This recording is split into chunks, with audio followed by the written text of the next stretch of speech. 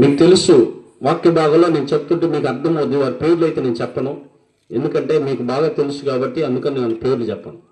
అర్థమవుతుందా? పరిశుద్ధ గ్రంథంలో ఖాయం ఉంది. దేవుని సన్నిధికి వెళ్ళింది, దేవుని దగ్గరికి వెళ్ళింది, దేవుని దగ్గరికి వెళ్ళింది.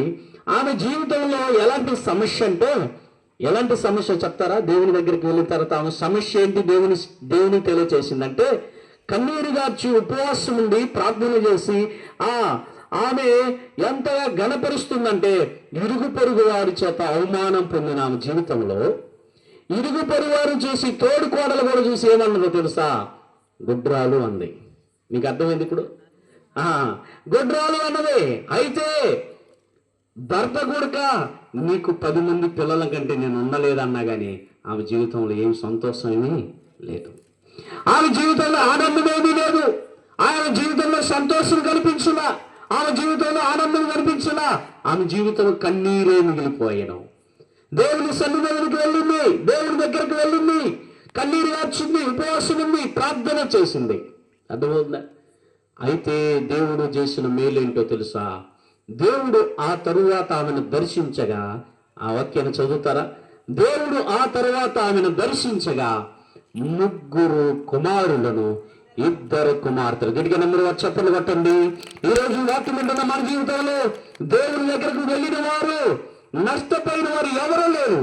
అయితే దేవుని దగ్గరికి వెళ్ళటం కష్టంగా ఉంది మానవుని జీవితంలో, అవునా? అందుకే అపోస్తలుడైన పౌలు వారు ఒక మాట అంటాడు. కొరింథీయులకు రాసిన పత్రిక 9వ అధ్యాయంలో ఏమంటాడంటే, ఇది ఇష్టపడి చేసిన సేవ. నేను ఏంటనంట? ఇష్టపడి చేయాలి. ఏదైనా పని చేస్తే ఇష్టపడి చేయాలి. కష్టపడి చేస్తే ఆ పని సఫలమవుతుందా? చెప్పండి మీరు. అల్ల చెప్పండి ఒకసారి, మరొకసారి. అర్థమవుతుందా? ఇది ఇష్టపడి చేసిన సేవ. అర్థమవుతుందా? ఇష్టపడి చేస్తే అది రాళ్ళు కావచ్చు, రోడ్డు గుంటలు కావచ్చు. ఈరోజు నిజంగా నేను ఈరోజు వాక్యం వింటున్నాం. మన జీవితంలో దేవుని యొద్దకు రండి, దేవుని యొద్దకు రండి, అప్పుడు ఆయన మీ యొద్దకు వచ్చును. ఈనాడు చాలా మంది దేవుని దగ్గరికి రారు, ప్రార్థన చేయరు, గణపరచరు, సమయమేయరు, మహిమపరచరు, ఆనందించరు. కానీ అన్నీ కావాలంటారు. వస్తాయా చెప్పండి అమ్మ మీరు? ఇంట్లోనే ఉంటారు. ఒక కావాలంటది, పాస్టర్ గారు నువ్వు నా కోసం ప్రార్థన చేయి. ఏం ఉపవాసం ఉండదు, నువ్వు ఉపవాసం ఉండి ప్రార్థన చేయి. ఎవరి కోసం చేయాలంటే పాస్టర్ గారు ఉపవాసం ఉండి ఆమె కోసం ప్రార్థన చేయాలా? ఏమో ఉపవాసం ఉండి ప్రార్థన చేస్తే పాస్టర్ గారు ఏమో టీవీ పెట్టుకొని చూసేది హ్యాపీగా బతికనవలో. దేవునికి ఇవ్వాల్సిన సమయం ఇవ్వలేని పరిస్థితిలో జీవిస్తూ ఉన్నారు, అవునా? దేవునికి ఎంత సమయం ఇవ్వాలో తెలుసా? 24 గంటల్లో దాదాపుగా 2.5 గంట పైన దేవునికి సమయం ఇవ్వాలి. రోజుకి ఎంత సమయం దేవునికి ఇస్తా ఉన్నాం? దేవునికి ఎంత సమయం? మనం రాజు దగ్గరికి అందరినీ ఆ గ్రామంలో రాజు దగ్గరికి రాజుగారు వివాహం చేసుకోవాలని చెప్పేసని ఎవరైతే కన్నికలు ఉన్నారో వారందరూ రాజు కోట దగ్గరికి వెళ్ళమని చెప్పేసని దండు రేపించాడు రాజుగారు. ఎవరైతే కన్నికలు ఉన్నారో రాజుగారు వివాహం చేసుకోవడానికి ఆహ్వానిస్తూ ఉన్నాడు. రాజు కోట దగ్గరికి రమ్మంటున్నారు, అందరూ వెళ్ళమని చెప్పేసని దండు రేపిస్తే ఏం జరిగిందో తెలుసా? అందరు కన్నికలు ఏం చేస్తారు తెలుసా? చెవులకి అక్కడికి వెళ్ళిన తర్వాత ఈమె ఏమి లేదు, ఋతురాలుగా వెళ్ళింది. ఎక్కడికి? రాజుగారి కోట దగ్గరికి వెళితే అక్కడ వాక్యం సెలవిస్తుంది, రాజుగారు చూసినప్పుడు ఆమె ఏం పుట్టిందంట? గట్టిగా నమ్మిన వారు చప్పట్లు కొట్టండి. ఈరోజు వాక్యం ఉంటున్న మన జీవితంలో దేవుని దగ్గరకు వచ్చిన వారు, నష్టపోయిన వారు ఎవరు లేరు.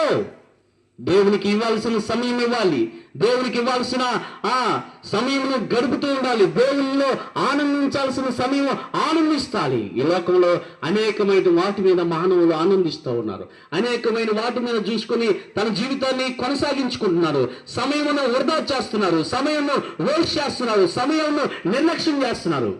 సమయము ఇవాళ ఇంట్లో, రేపు మట్లో. రేపు ఏమి సంభవించినో నీకు తెలుసా? రేపేం జరుగుతుందో తెలుసా? ఈ రోజు వాక్యం వింటున్న మన జీవితంలో ఈ రోజు జీవించామంటే ఈ రోజే మంది, రేపు మంది కాదు. జేబులో పెన్నుకు గ్యారంటీ ఉంది, నీ గుండెకు గ్యారంటీ లేదు. ఏమన్నాడు సాయిలన్న? విన్నారు కదా చాలాసార్లు టీవీలో, సెల్ ద్వారా పాటలు అంటున్నారు కదా. జేబులో పెన్నుకి గ్యారంటీ ఉంది కానీ ఏం లేదంట, మన గుండెకి గ్యారంటీ లేదు. అర్థమవుతుందా? అలాంటి పరిస్థితుల్లో జీవిస్తున్న మానవుని జీవితం అంతలో కనబడి అంతలో మాయమయ్యే మానవుని జీవితానికి దేవుని వాక్కు సెలవిస్తూ ఉంది. ఈరోజు జీవించామంటే ఈరోజు మంది, రేపు మంది కాదని వాక్యం సెలవిస్తా ఉంది. అయితే మనం చేయాల్సిన పని ఏంటో తెలుసా? ఒకటి, నేను 4 మాటలు మీకు తెలియజేస్తా. దేవుని దగ్గరికి వచ్చిన తర్వాత మనం చేయాల్సిన పనులు 4 మాటలు. ఒకటి, నెంబర్ 1, దేవుడిచ్చిన సమయాన్ని నిర్లక్ష్యం చేయకూడదు. అందరు చెప్పండి. నెంబర్ 1, మొదటి పాయింట్ ఏంటంటే చెప్పండి త్వరగా, నన్ను మాటలు ముగిస్తాను, ముందుకు వెళ్తుంటా.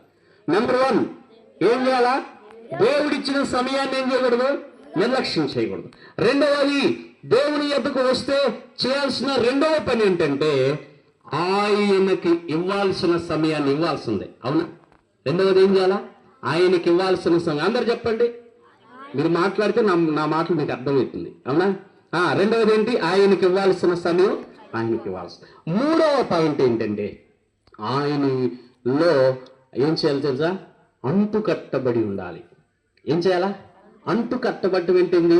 వాక్యములో కలిసిపోవాలి, ప్రార్థనలో కలిసిపోవాలి. కొంతమంది ప్రార్థన చేయమంటే నాకు రాదు కదా నిమిషాలు చెప్తారు, వీళ్ళు చేయరు చెప్పిన వాళ్ళు. అంటే ప్రార్థన ఎందుకు చేయలేకపోతున్నాం అంటే దేవుళ్ళు నువ్వేమైపోతున్నావు? అంటు కట్టలేకపోతున్నావు. దేవుళ్ళు నువ్వేమలేకపోతున్నావు? బలపరచబడలేకపోతున్నావు. దేవుళ్ళు నువ్వు ఆనందించలేకపోతున్నావు. అందుకని మనము ప్రార్థించేటువంటి ఇతరులు మనకి చూపిస్తా ఉన్నాం. ఈరోజు వాక్యం వింటున్న మన జీవితంలో దేవుని వాక్యం సెలవిస్తూ ఉంది. దేవుల్లో మనం అంటు కట్టబడి ఉండాలి. ఏం చేయాలి? మూడవది చెప్పండి, అంటు కట్టబడి ఉండాలి. నాలుగవది మనం చేయాల్సిన పని ఏంటంటే దేవుని దగ్గరికి వెళ్ళిన తర్వాత 4వ పాయింట్, ఆయనలో మనం ఏం చేయాలో తెలుసా? గట్టిగా పట్టుదల కలిగి జీవించాలి. పట్టుదల. ఏం కావాలి? పట్టుదల అంటే ఏంటి? పట్టుదల కలిగి జీవించిన ఒక ఆయనలో పరిశుద్ధ గ్రంథం నీకు తెలుసో లేదో, నీవు నన్ను దీవిస్తేనే నేను నీకు లేకపోతే నిన్ను చదువుతారా? పేరు వెనకాల చెప్పండి చూద్దాం.